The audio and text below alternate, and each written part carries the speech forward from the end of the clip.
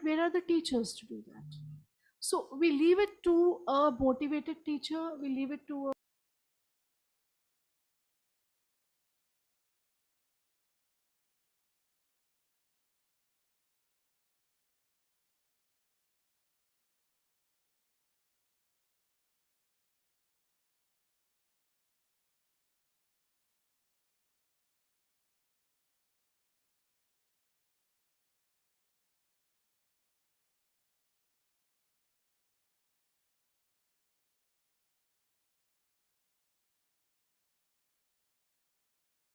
and say that the villagers do not have access to digital literacy.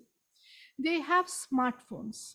Everybody has a smartphone, but how much that smartphone is equipped to handle the MOOCs or the other programs to translate at that level is something which needs to be questioned. It's very encouraging now to notice that big IT firms are doing aggressive teacher training when it comes to digital competencies. So they are taking care of the top end of the pyramid. I would say, what about the lower strand? Maybe I'm a little always more partial towards that group because I've worked with them.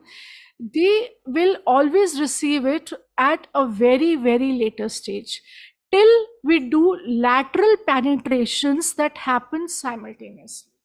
Policy is made, NEP is made, it has been doctrined, enshrined. Now I'm sitting in different groups which are doing the syllabus writing. And when we are doing the syllabus writing, we are doing it at 3 levels. One is the pre-primary, primary, and middle school level. You know, at pre-primary, if you want, even at a pre-primary level, a concept of GCED needs to be introduced. How will you do it? How equipped are you? Even if you do it, like 4 or 5 of us will sit and will say, we're talking of global peace, we're talking of peace for education. No, we're not talking for education for peace. So, you know, even these nomenclature differences, how well are they understood? Till we do a check, we do a assessment to the bottom of the pyramid to understand what are their needs, how skills are required to be imbibed, how effective are our modules. Like I work with a very, very eminent institute, the Energy and Resources Institute. And even there, you know, it has taken us a lot of time to get environment education across thematic areas. It's always thought that there is one vertical of researchers and there is one vertical of outreach. So this, you know, till we do this division of outreach versus research and research versus outreach, nothing can be handled. But yes, when it comes to competing for bigger programs, talking about climate change education, now we're even talking about climate curriculum, that is when we start running towards the educators. It should be the other way around. You know, educators should be there in every framework of development. They should be sitting there, finding out, pointing out their needs. And definitely the culture of education should now shift from metros and established cities to the other tiers of the country. Because till we do inclusion at a diversity level, we mark what is required at each and every strand, it will be very difficult to say that we are all educated. And now it is education for skills. So that is where, like, all the corporates, and now you will be burdened. Like, you have the technologies, but do you have a workforce? Maybe now you have a couple of people would have learned the modules, they will get jobs. But after 20 years, if we do not skill, we do not train, we do not educate our children now, another 2 decades, we will hardly have people who will be able to work in the new professions that arise. So this is what I would like to say. Extraordinary. My question was, yeah, I'll just come to you. I wanted to quickly respond to what Levine said. This whole aspect of skilling, again, I remember calling somebody in the Ministry of Skills, Harvard educated. And my question was very simple. How many of your skills that you're imparting to people revolve around sustainability? She said none. So I was like, okay, how many of your skills that you're imparting right now will be relevant for people 20 years from now? She said none. So I said, so what do you skill? Receive jobs in factories on shop floors right now? She said, well, that's the immediate requirement right now. I was like, but then what are we doing about sustainability, right? So I think this aspect, I mean, it's amazing. I asked the question, what's the gap? And the gap is huge. And I was just sharing with Livleen that And this was something that that got kindled when I was working in TERI, where we realized that we need to make local people proud of their own traditions and cultures across the country, their own languages, their own food, their own clothing, their own music, their own architecture, right? And let them know that you know it's not that because you studied in the school, the skills that you got in school are applicable in the city, so you should move to the city. If you really want skilled teachers, you got to turn to your grandparents. They're the best skilled teachers on the planet. And you know, very briefly, I want to share this project that we're doing right now called the H2 Hour project. H2OUR. It's a multinational project. We started it off very simply by interviewing our grandparents and asking them, what did you do about water when you were growing up? And they were such a wealth of knowledge. Like suddenly we had 3 hour video interviews that we didn't know what to do with per village. And we started off in Germany, and in a small German village, this old lady who's 84 had so many things to share. We didn't use soaps and shampoos, everything used to happen at home. We had a one little hand pump that everybody took water from. I'm like, is she speaking about Germany or India? Because we went through a similar paradigm and she's talking about post-war Germany.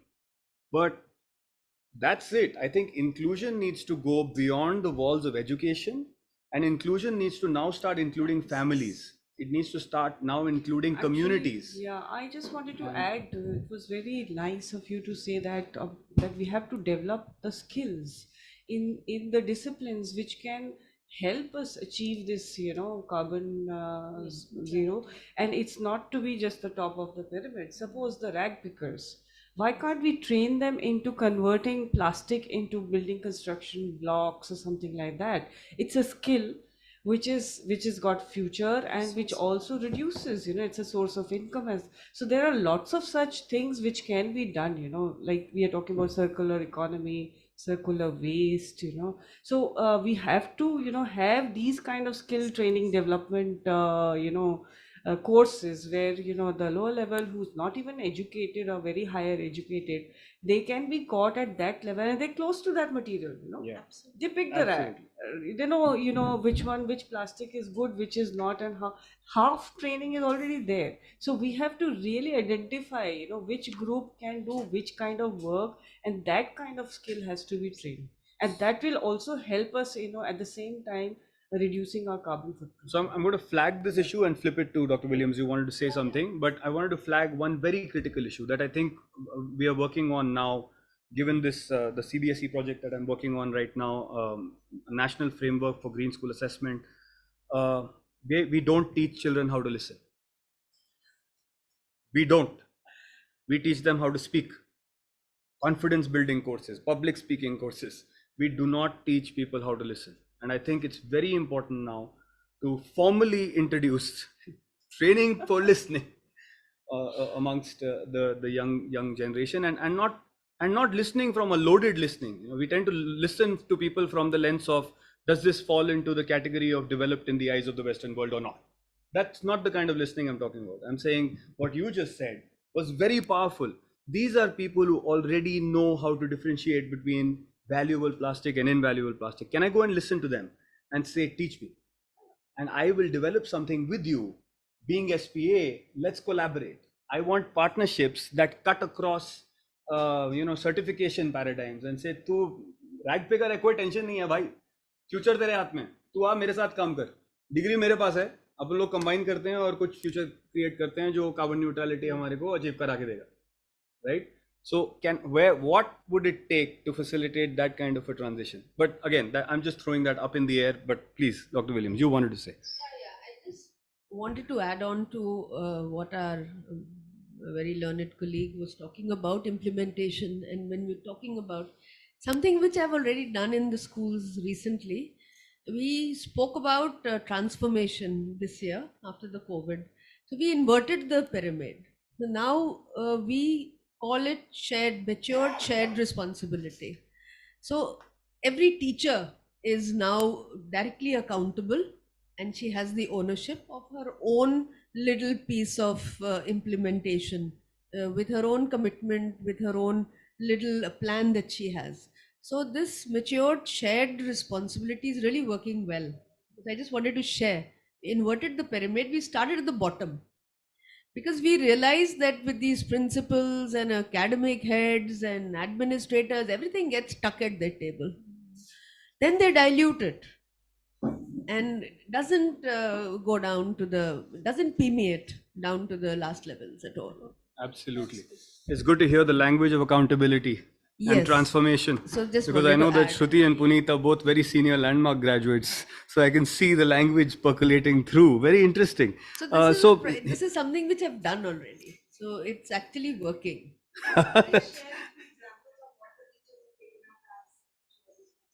Oh yeah. So we going down to every single student in the school. It's class wise, subject wise.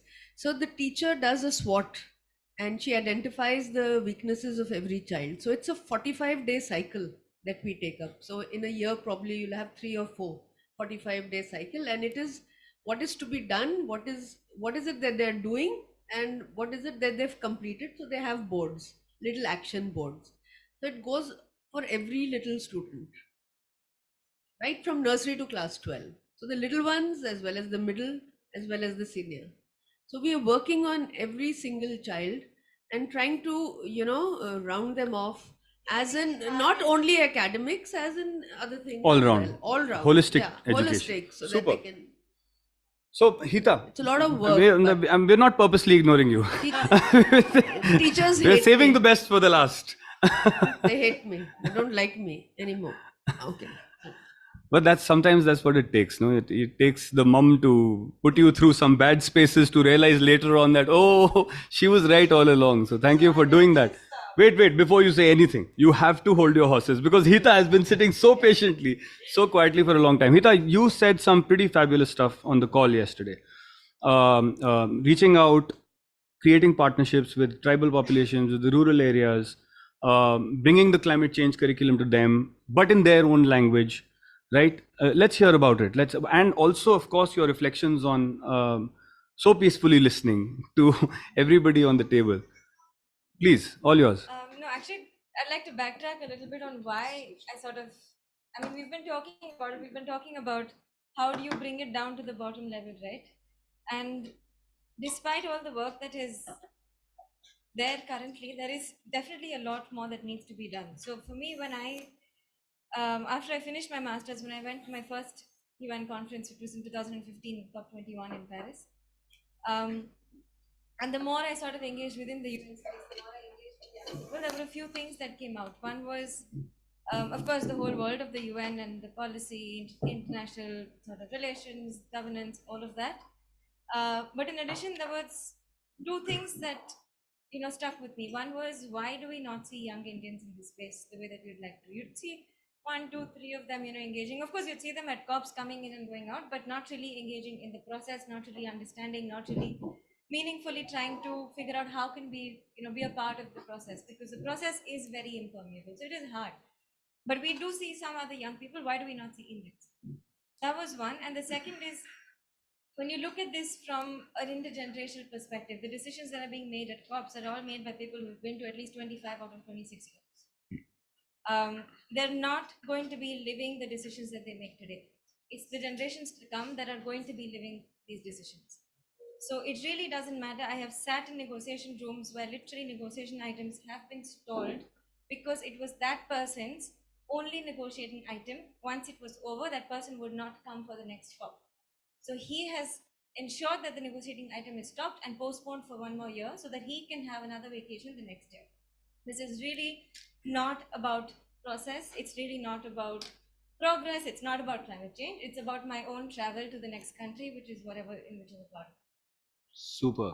So anyway, all of that sort of left lasting impressions on me, which is why I said, if we need to get more people within the space, especially younger people within the space, focusing on the Indian context, I had a master's in environmental studies. So the education part of it was covered, but nothing prepared me for what to expect in the international space. Nothing prepared me to understand the language that they speak in these rooms. What is a PCCB? What is an SEF? It's a world of itself, which is why I went into trying to reverse communication. How do you explain what's happening there to somebody who's sitting here? How do I explain it to my friends to start off with, but then going beyond that? And it started very organically with one classroom at a school in Pune, and the professor said, you've just come back from COP and why don't you come and speak with the kids? And the response that I got, it was a very small class, I think like 15 children. But the sort of response that I got from there, I said, okay, this seems like it might interest a few more kids. So that's how it started, to try and sort of just bridge the gap between what's happening internationally versus what we can do, how can we be a part of the solution. And the more I studied, the more I spoke with young people, the more I tried to understand curriculums, I realized that curriculum really hasn't been changed since I was in school. It is very problem oriented. It does not talk about solutions. It does not talk about action. It does not talk about the most recent happenings. With social media, of course, now things are changing. People have access to know what's going on. But back in, even in 2016, 2017, for that matter, there was still quite a big gap.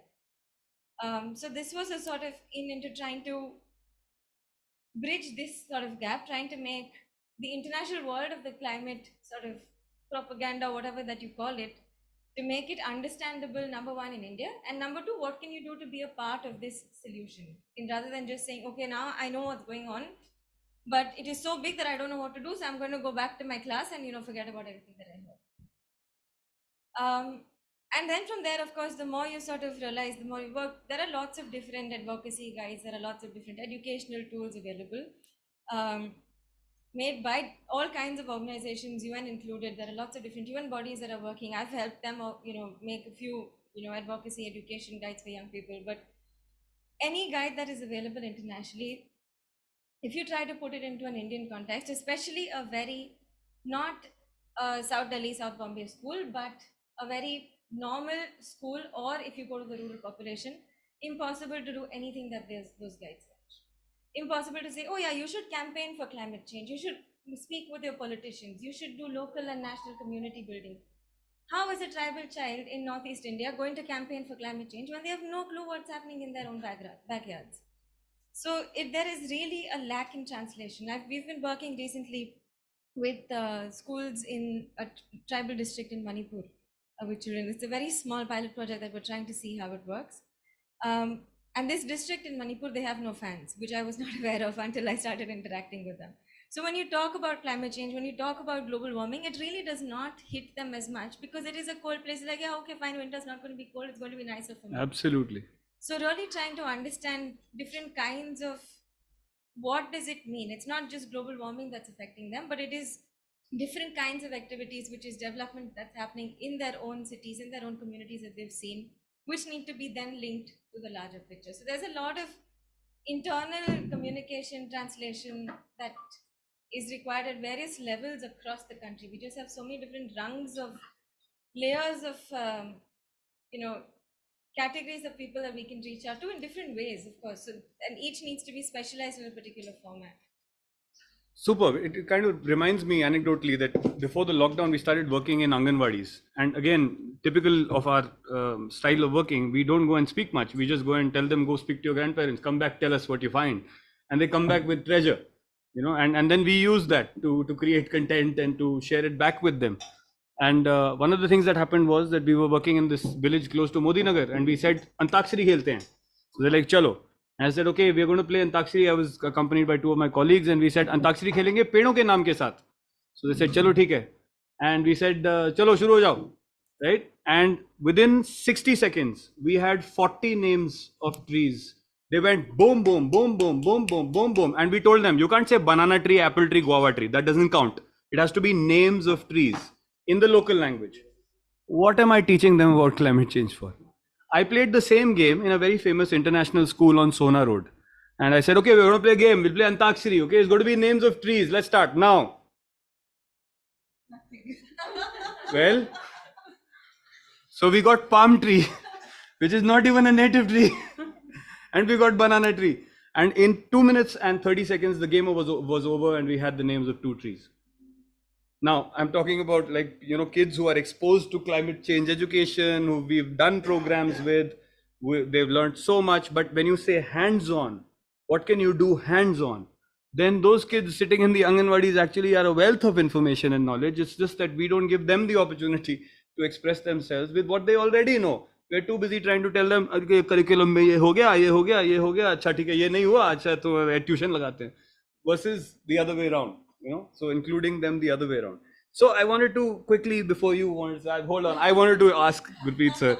Sir, as a practicing architect, so many years, so many buildings, such a solid stand. So you might not know this because we've seen him, be very vocal about projects that might be coming up in a very good kind of way, but they've knocked off too many trees. He's not held back. He's been gone all guns blazing. The projects have come up, some haven't, some have stopped at competition levels. But given the entire portfolio, what do you think is missing in terms of the larger population understanding where you're coming from? That's a very nice question. Yeah. Yeah. What I feel is Ek minute, sorry. I want this to be. context today. See, in our context as architects today, there is, I would say, the knowledge, there are the skill sets, and now, like Dr. William said, there's no money, but in the building industry or the construction industry, there is that marginal money to be spent on issues of sustainability. But what lacks, I think, the will to implement it. It's seen as a wasteful expenditure. It's seen as a more time-consuming thing. It's seen as a tangent to the main purpose of construction and occupying a building. So that mindset needs to be corrected. We've actually done, again, taking advantage of the pandemic. I'll just share this quickly with you. We came across, Mitsubishi wants to enter India for cross-laminated timber. Now they've been, we are a 40-year-old, close to a 40-year-old practice, and I'm also the chairperson of the SEPT Alumni. So they approached me as a part of the chairperson of SEPT Alumni to have, SEPT Alumni gatherings in Delhi, Bombay, Bangalore, etc. as a part, which is nothing but a wining dining experience. So COVID happened, that thing was on the back burner. So here I saw an opportunity. I said, "हमारे को भी काम करने को कुछ नहीं है, let's do something meaningful." So I engaged with them to do a workshop on CLT, which is cross laminated timber, and they said, "Wow, we have a brand ambassador in Kengo Kuma, who's designed the present Tokyo Olympic Stadium in timber." So Kengo Kuma also became, and then we realized Kengo Kuma and Doshi Saab, who's our mentor from SEPT, they go a long way in their association. So we have these two stalwarts, and we launched our CLT workshop, so-called workshop exercise. There were about 1,500 people. Zoom could take 1,000. There were many on the YouTube. This is the response we got. So these two gentlemen, their talk, which was supposed to be 1 hour, extended to about 1.5 hours or 2 hours or something. So that was a kickoff to our this thing.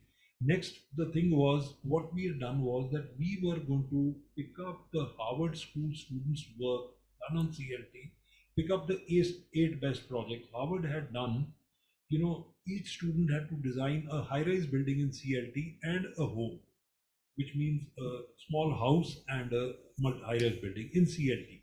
So we picked up 8 such students, involved them, picked up their work, and the second workshop after this talk, we announced that next week we are going to present the Harvard students' work. That work was presented, which again saw a phenomenal response, from people participating. And we had a lot of international participants apart from Indian professionals. I'm talking the applicability of sustainability measures. So having done this, the third thing that we planned was, now armed with that knowledge, design knowledge, because today if a guy wants to do a building in timber, which is very much more embodied energy wise, it's a much better building than steel, but he doesn't know where to begin. So here I'm coming to that issue of making guys understand where to begin. So here then next step we did was that we came out, we involved a structural engineer from South and my senior partner, Professor Gurdev. They designed, if Kanchenjunga in Bombay was to be done in CLT today, what would it look like? How would the results be? And I'm bad at names, I'm forgetting our friend's structural engineer's name. He designed Kanchenjunga core as a coconut tree. Where the lift core, etc., which is in CLT, is done like a coconut tree, and the rest of the balconies, etc., hang around like a tree. It was a phenomenal exercise, very exciting, and also Korea Sahab had done a building which never came up. It was a tunnel house in Ahmedabad, which was done like a row house in Ahmedabad. So that was again, Harvard exercise, a high-rise building and this thing done in timber. Now, after this, the third step was, first was the conversation between the two solvents. Second is this Harvard school students. Third is this exercise. Now, the professionals, about 800 people repeatedly came. So we knew that there is traction in this. Then we had a design competition where Mitsubishi was going to pay for the winners, and the winners were in various categories: the student category, the mid-career professional, senior professional, where they would travel to Tokyo, get to visit the Tokyo Stadium with Kengo Kuma, and also be given some, books signed by Kengo Kuma and all that. So the results of that were amazing. You could choose your site anywhere in India. You could do whatever you wanted, but with CLT and things. Now, what is very interesting is one entry came out. I'll just mention two entries at the top end. The first entry came out: if Bombay central area where the Tata House and that is to be redeveloped in CLT, how would you do it? It's a phenomenal exercise. All this is on our website, if you see that. So they designed, because between these buildings in the rear there is a lot of space, which is the back alleys and dark alleys and wasted space. So what they did was they taken that as a central spine, as a cultural hub, went above 3 4 floor buildings, had public spaces, and then the apartments rose. And these old storage buildings could take the structural load, because CLT is a lightweight material. Wherever structural this thing is, it's a wonderful exercise apart from other such examples. One guy from Punjab, he converted the Bathinda thermal power, which is now a defunct plant, uske jo cooling towers hote hai, as a housing. Can you imagine what a great idea? You have CLT floors in between, there are punctures, there are openings, and there is that wind flow. So these were some of our experiences, and I think that is what is educating people to come forward and try and see what CLT is like. So similar examples, this is one. Now, like say the National Building Code has changed, FAR areas, like say your staircases, lifts, fire escapes, etc., do not constitute as FAR areas. So each building has about something like 30 to 40% additional FAR. So we have done two exercises for developers where, because the building cannot take a load, so we add CLT floors on top, which is from their point of view, it's more expensive, but the time of construction they save, and the building cannot take the load. Whereas these, instead of one RCC floor, you are able to build 3 CLT cross laminated timber floors. So these examples where you use a situation to turn it around. This is actually going a little beyond what you said. Yes, but great, very interesting. Yeah, absolutely. Examples, The rest of the way schools we are doing where we are. So I'm kind of I wanted to switch to what you were saying, but the question that I was left with was glamorizing India or glamorizing the local. Because what I was listening to what you were saying was the fact that Mitsubishi comes in and they incentivize the whole game and they do this, but at the end of the day, that now how do I say that my industry at the back of it is nothing? It's actually decarbonizing India by 2070. And I want to glamorize all the practices at the grassroots, which don't receive glamorous cover, but can actually really impact achieving that goal, because 62% of India still lives in rural and tribal areas. How do I do the same thing, the same methodology that he was talking about? I get people, I get 1,500 people, then 800 people, then lots of people, and I do the reverse. Technology, we have lots of traditional technology in wooden architecture in India itself. So we have to, get back to that. We have the bamboo technology. We have in the hills we use stone and wood architecture. Wood combinations, yeah. So we already have these kind of technologies with us. We just need to, and we don't need to reinvent. Some of the skilled labor is still working into that. Yeah. Whole of the Northeast is still mostly, using bamboo. We are lot into mud architecture even in now. I mean, and it's increasing. It's very surprising, ma'am. Just taking forward to what you're saying. So why? I mean, it's good that a company from abroad is coming, and these are all sustainable materials. When we talk about construction in wood, when we talk about construction in mud or the local stone, all these are the methods through which you can reduce your carbon footprint. Correct. And So I think it's again coming to that skill development part, that we have all of this knowledge traditionally with us. We just need to harness it more and get back it to the mainstream construction. And that's what is to be done. absolutely. Sorry. Go ahead. Really want to pitch in here again. Uh, every sixth global youth is an Indian. And with this statistics in place, and here we hear that at the major global forums, Indian youth are not in numbers as to the Western world. So what is going wrong where? One point that I want to say is we do not leave any thinking space for a child. 100%. There is so much of information load, like I've seen, like my child now is thankfully out of school, but when I used to visit his school, listen to the principal and all, very learned personality, what she said was the current age, first drawback is that we have nuclear families.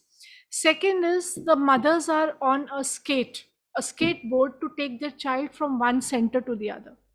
The school gets over, pick up the child, tuition, next dance class, next something else. So till the child is saturated and really tired, they do not leave the child alone. Maybe it's a measure of guilt.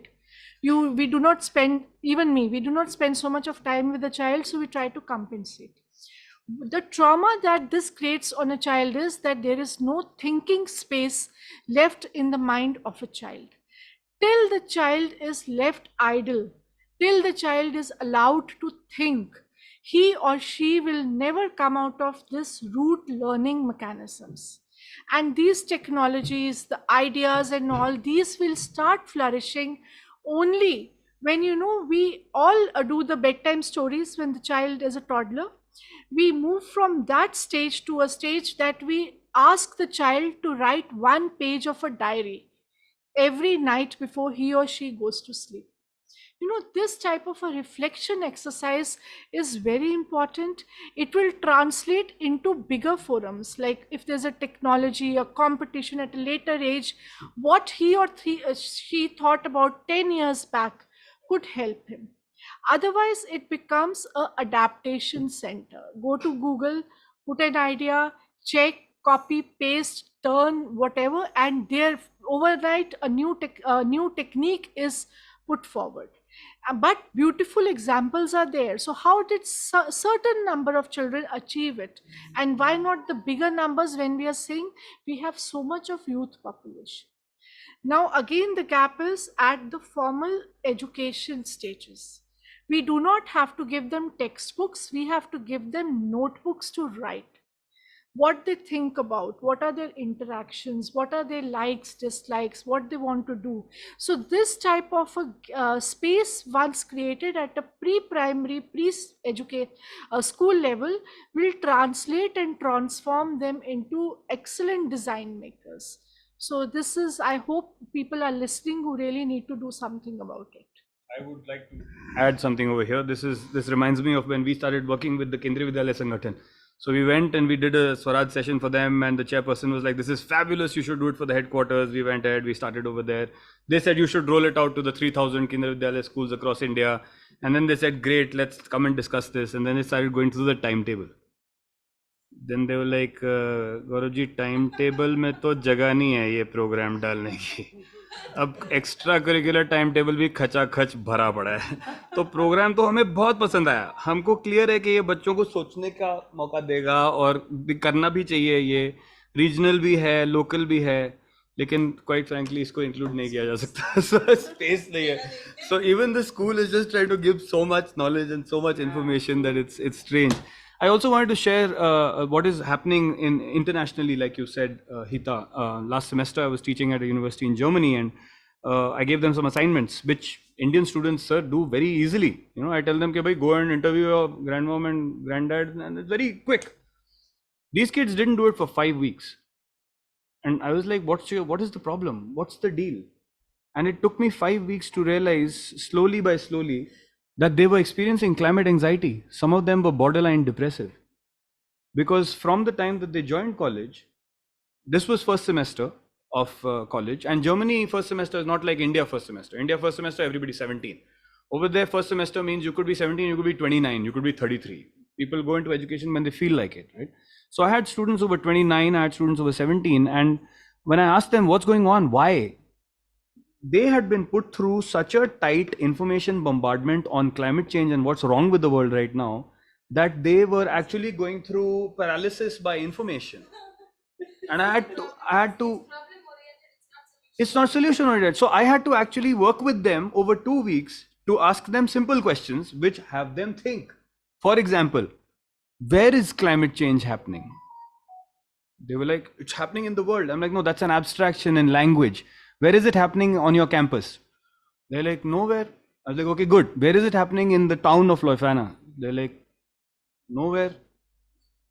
We're experiencing temperature rise. They're like, yeah, you are. What else that you've seen in your teachers' lectures is happening around you?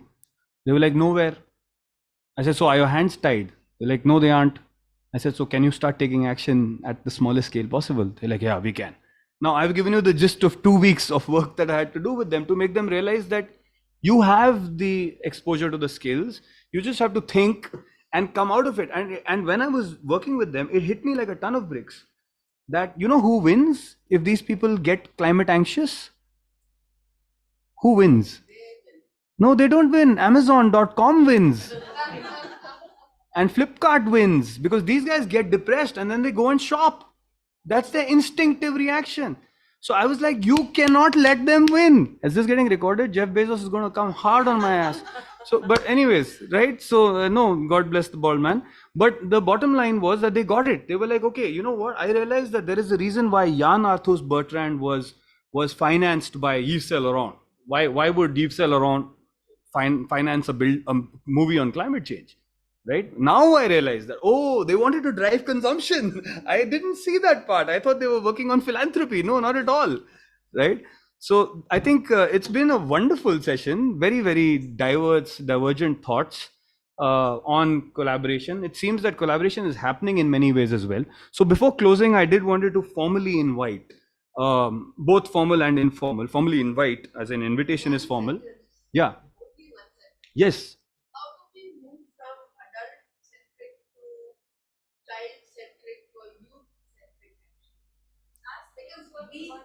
We are the people. Boom. Who keep on and on talking and lecturing. All those. I think Hita's given you the answer in one sentence. Ask them what they want. Listen to what they want. And then see what you can do. A lot of people ask, but then so they should have been here also. No? Which is why I was saying listening, training in listening needs to be a formal part of education. Some students here, that means. Yeah. But I find that rather fascinating because I remember even when we were working on the CBSE project, I am being facilitated by 10 people who are ex-students of SPA who are helping me. In fact, quite frankly, I wouldn't have done it without them. It's not difficult for me to put on my student hat. I've been a student. It's not very difficult to say, what did I not like when I was that age? What did I not like when my teacher spoke to me in what way? What is it that I would have liked to do then? How would I have liked to discover subjects? It's not difficult for me to do that at all. But one of the things that I did write down, which was getting discussed, was this whole aspect of education for jobs. I think that really needs to go out of the window. Because if you're constantly doing education for jobs, then we don't realize that the teachers who are teaching is basically just their job. They're not teaching because they're really passionate about a subject. They're really going crazy. Let me teach you chemistry because that's what I eat, live, sleep, drink 24/7. It doesn't happen.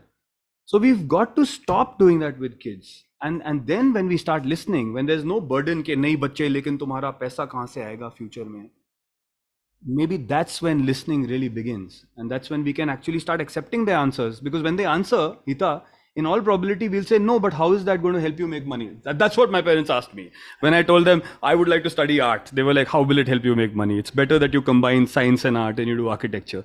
And I realized, no, that was not art at all. It was architecture. It was very hard and it was very fixed and it was very large scale, right? So, yeah. 10 years from now.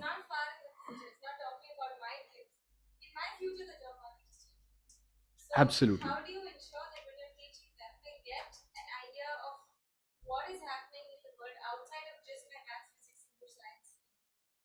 very war is going on. How do you create them to think beyond saying I can only be a doctor or an engineer or an architect or a Mobius?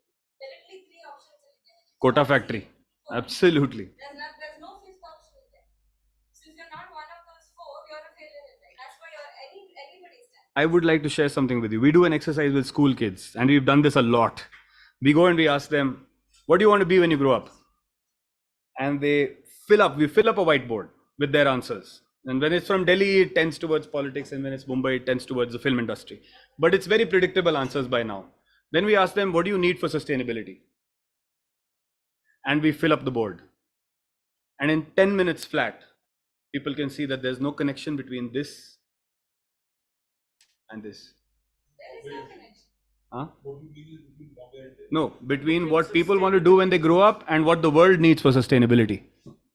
And when we ask them, like, are you interested in climate change? Oh, yes, we are. Are you interested in environmental issues? Oh, yes, we are. You want to do something about it? Oh, yes, we do. What do you want to do when you grow up? I want to be a director.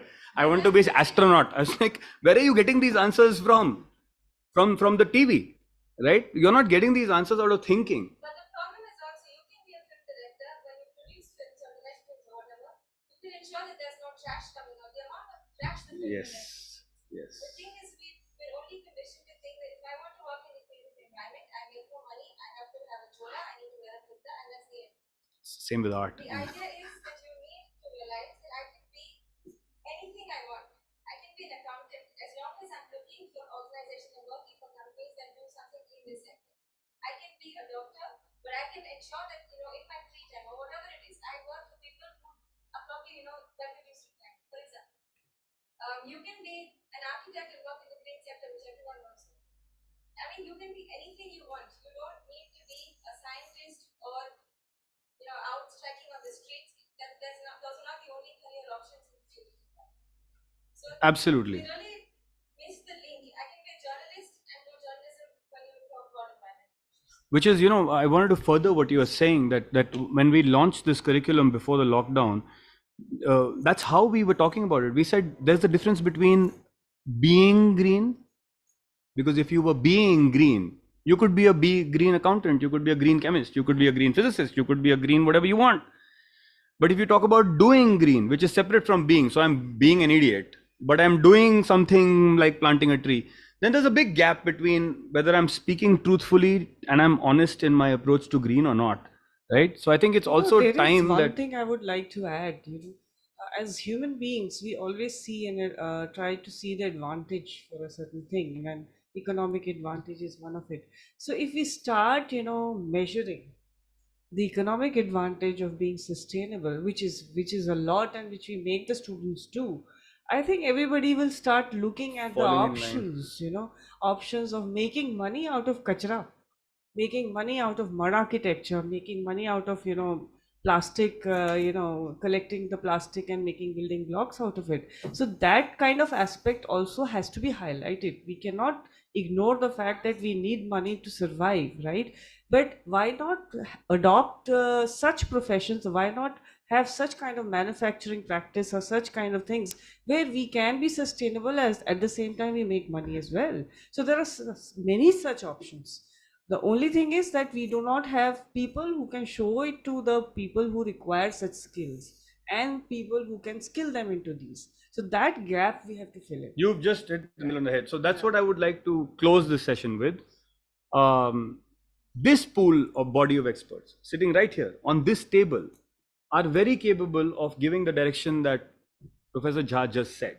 How can we go to the right audiences and give them the right information, whether it is CLT? I would love to take CLT to a larger audience than just the architects. I would love to take it to the general janta, to have them ask for it. Then they go to the architect and say, "Mujhe ye chahiye," like going the other way around, right? Or I would love to have Hita converse with school children in the Anganwadis where we are going to sensitize them to ask, to demand climate action, and that's something that I feel that we can take away from this table, saying that yes, we are pledging each other, for starters, to contribute to furthering conversations on climate action and, of course, achieving the 2070 carbon neutrality goal.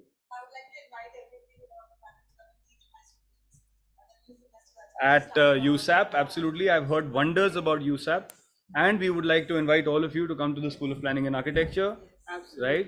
And yes,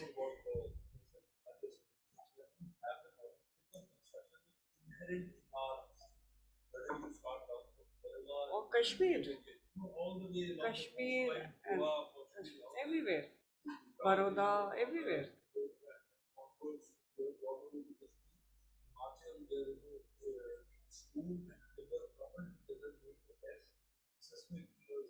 Yes, yes.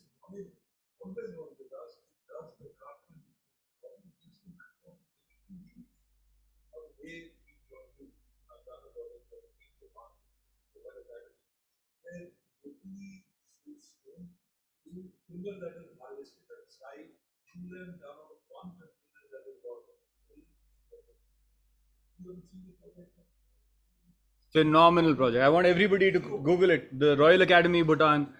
Please see that project.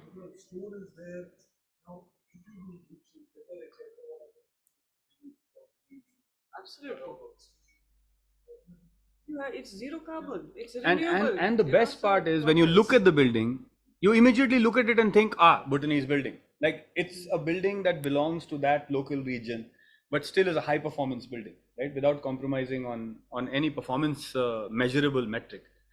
Superb. So I would like to close with this pledge. We are pledging this year to contribute our skills to each other in whatever best way possible, right? And I don't mind saying that I don't mind if I don't make money in the process. No, But I would insist that people should make money out of mud architecture. Yes, If you really yes. want to see it, go to a site called WASP, WASP. They are a construction developers, I think in somewhere in the Europe, which are specializing into 3D mud architecture. And the kind of amazing buildings they do. Ma'am, there's closer stuff home, So- no? There's Thanal, there's So, I mean, Hunarshala, yeah, there's of course, yeah. So, and yeah, no, it's I'm exquisite. talking about high rises, and then why I'm saying that, because we have our traditional mud architecture already there. Absolutely. We have traditional knowledge. My grandmother built our own houses, with mud. That's So it's there. We just need to see. Lipai. Yeah, it's Still there. happening. Yeah, so it's so we. So we just sorry, need sorry, to, just one moment. I did want to ask questions. questions, queries. Yeah, but how about see, this is the blind spot. You guys are seeing it from the outside, so there must be questions that came up for you, or have you just been told that you need to sit in the room to fill the seats? You can tell us that if I have done a lot of that earlier. So questions, queries, feedback. Or anything you want to add? Yes, please. Yes. Hi, my name is Akriti Sachdeva, working with GRIHA Council. So my query is related to when we talk about education and everything, there's a lot of gap which is being covered right now in the discussion, but still there is a lot of gap which is there, and maybe from school to school it varies. Some school are taking a lot of effort in sustainable education or in other development, but some schools are not even aware like there is any term called sustainability. So I think we all need to come together, as we all have just said right now, that we need to pledge towards working in it, and not just in the conferences and everything. It has to be practical. So that is my way of looking forward to all the discussions we had today. So What is your promise, Akriti Sachdev? How many schools are you going to hit this year where you're going to sensitize them on GRIHA? sir, I've just hit one school for now. That Haan. was Springdale. So I went for कौन सा वाला? it's Dholakwa, no, Pusa not Road. Pusa Road. Pusa Road. Yeah. Very good start. Superb. Thank you very much for doing that, and thank you for taking that on. छोड़ना मत उस school को. Sure. एक साल के लिए पीछे पड़े रहो. So that it goes into their bones. Right. Superb. Thank you. Anyone else? Hello everyone, I'm Veena. Yeah, we can hear. Yeah, from GRIHA Council. ये सारे गृह काउंसिल वाले बैठे हैं यहाँ पे. पता था मेरे को. हाँ. So I just wanted to add on to what Akriti was saying, and I have a question even to Hita ma'am. So as you said, like students need time, idle time to think, and the curriculum right now is so packed with everything, and their life is so packed. But I feel, even as per the entertainment industry, what you were touching on, idle time of students lead to just adding of trash in their minds. Whatever idle time they have, that is just like goes into getting filled up with all the trash from entertainment, or maybe, yeah, from Social going to media. Amazon, Flipkart. So this whole thing, the glamorization of other things that is occupying their minds, it has to be there even in terms of sustainability. And that is when they would make the choice of taking up their occupation and their aspirations to be in this field. So I think this is one gap. No, I think we shouldn't go in this fast pace. I feel that is the main thing. Even me as a student, I completed my education in primary and secondary maybe 10 years ago. So I feel like in my time also there was a lot of, like, school was a freedom. I didn't have to be, it was a separate world. I still wasn't so exposed to outside world, and it was that type of time is not available now for the student because they are too overexposed. So I think they need to be preserved and protected in some way. Can I suggest something over here? I want to share something which is a personal journey. My daughter is 9. Yeah. And one of the things that I started about 7 months back was I gave up video, all formats. I went through withdrawal. Like I was like, how do I do this? Right? But the reason why I did it, one was to inspire Yogini, and two, to discover, is there life beyond YouTube? Because I was addicted, quite frankly. Right? I would just incessantly watch videos. And this was despite the fact that I have a very heavy reading schedule. I read a lot, right? But I gave it up. And it's been magical. And that's one of the things that I've now been able to take to schools. When we work with school kids, I'm like, how many of you want to do this? I did it. But then because I did it, I had to plug the gaps, right? So I started doing classical music with my daughter. I started doing Punjabi reading with my daughter. I learned how to read Gurmukhi. Now I'm teaching her. I started doing sketching work and teaching her how to sketch, because that time had to be filled, and now it's getting filled with very interesting things. Not Absolutely. incessantly, but it's like, okay, what do you feel like doing? I want to Right? share the same So, thing we did with our students, when they returned like from online to offline in February. They did not know even to hold how to hold a pencil.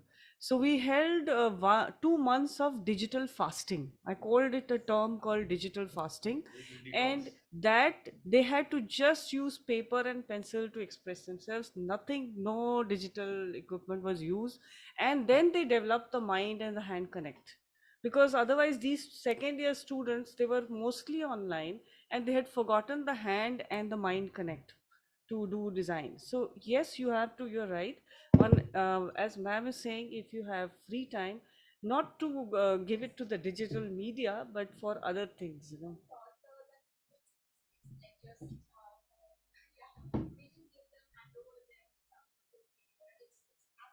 It's not good. Yeah, it's too much. Yeah. and this is the age of content. Can you believe that?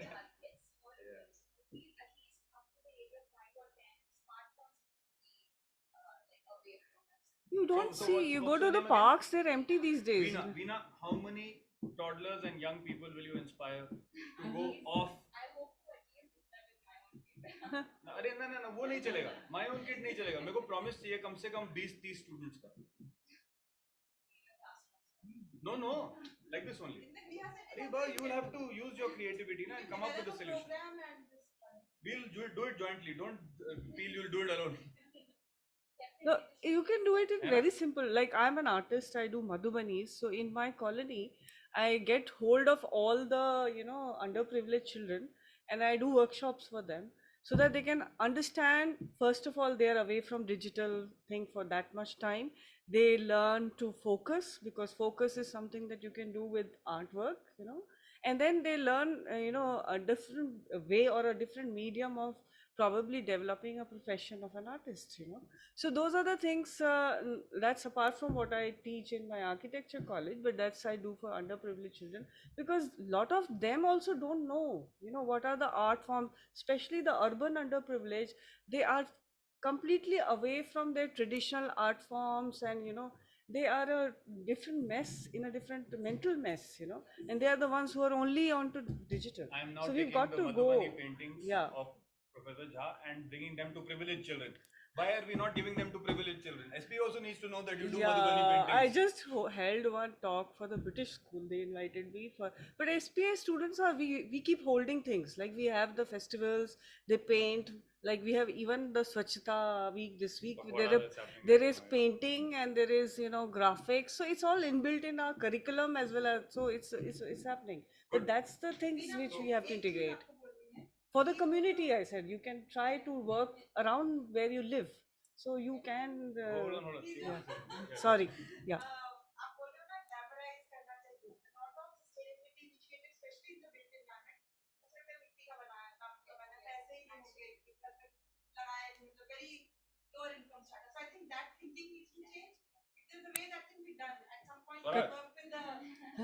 कच्चा पक्का.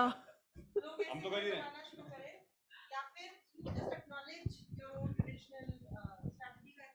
That will help change the, thank you, change the mindset कि हर glamorous चीजें अच्छी नहीं है, ये भी glamorous है in a different manner. So I think you need to fine tune your storyline to your group of stakeholders, and I think at GRIHA you are equipped to do that. तो बस सोच के करने के. No, I was thinking of it, I took SPA students to a gaushala to work with gobar. Uple bana rahe the, right? And I took my daughter with me. She was 4. So first like good half an hour, she stood there like this. ये मेरे को नहीं करना. Then she saw कि ये 20-30 बच्चे, उस time पे वो restriction नहीं होता था elective पे. So about 25-26 students are working. And they're putting it and slapping it on and they're making pots out of it. She dived into it. After that, it took me 45 minutes to get her out of it. And now, the thing is that if she goes to the village with us, that's the first thing she does. She'll go straight into the cows and the buffaloes. She'll be very comfortable. I'm scared around her. She's absolutely not scared about it. So what I've realized is that aspect of immersion, if it goes at the right age to the kids, they grow up different. Absolutely. And look at this. I took SPA third year students. At that age also they were like, wow, this has been so amazing. Like we were like, we don't want to do this. But now we realize this is such fun. Biophilia actually comes from there. Right? Excellent. Thank you very much. So we have overshot time, but actually we finished on time. We started about 12 minutes late and we ended 12 minutes.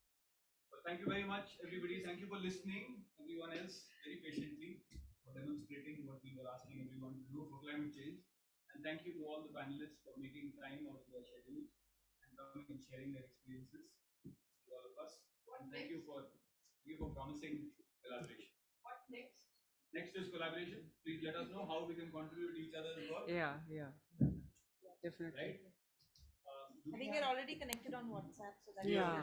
WhatsApp, that's one thing. And also, Archana, you can facilitate a email group. Yes, with all of us to. Yes. Right? So before closing, on behalf of GRIHA Council, we have a small token of appreciation for all the panelists that you have made such an effort and time for us. So I invite Ms. Akriti Sachdeva, Senior Project Officer, to present gift to Dr. Bandana Jha.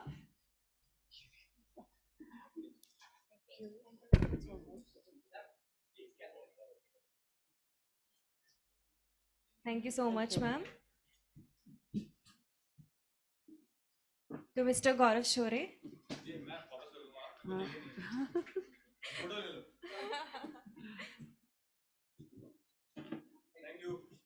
Thank you so much. I present gift to Dr. Livleen, ma'am.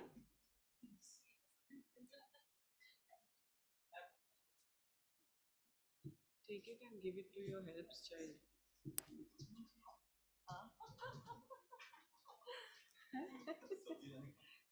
Would like to thank Ms. Priyanka, ma'am. Cool. I do that.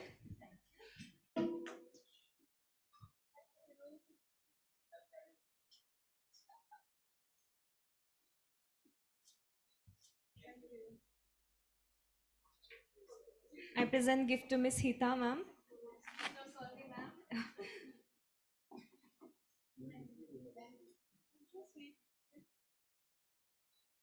Thank you so much, ma'am, for being here. I present gift to Dr. Williams.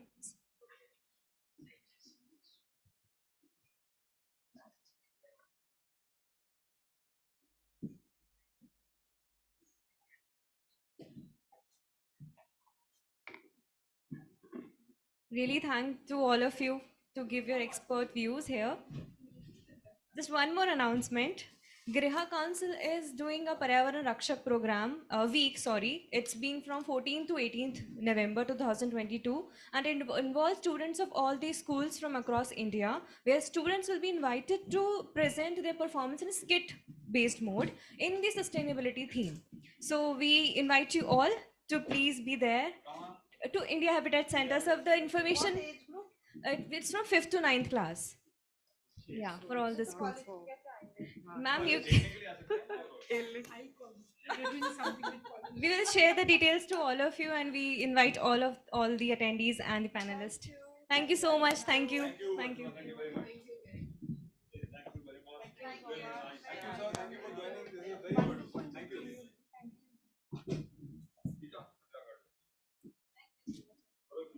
Really help in terms of collaborative working. For sure, sir. Absolutely.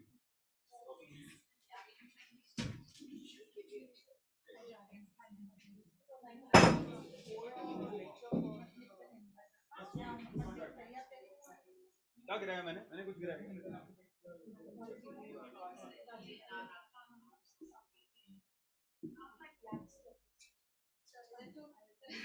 अरे lovely blue card हाँ And this is internationally we are working with 27 governments trained there.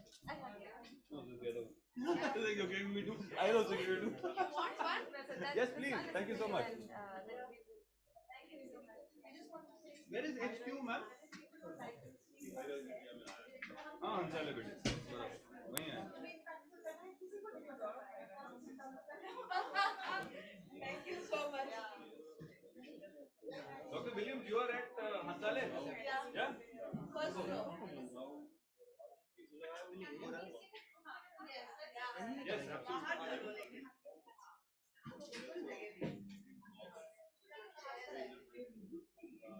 ये किसका bag है? Evelyn, isn't it yours?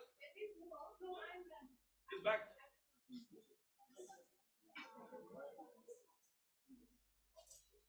Bye, Gaurav. See you, sir. Thank you. Thank you. See you.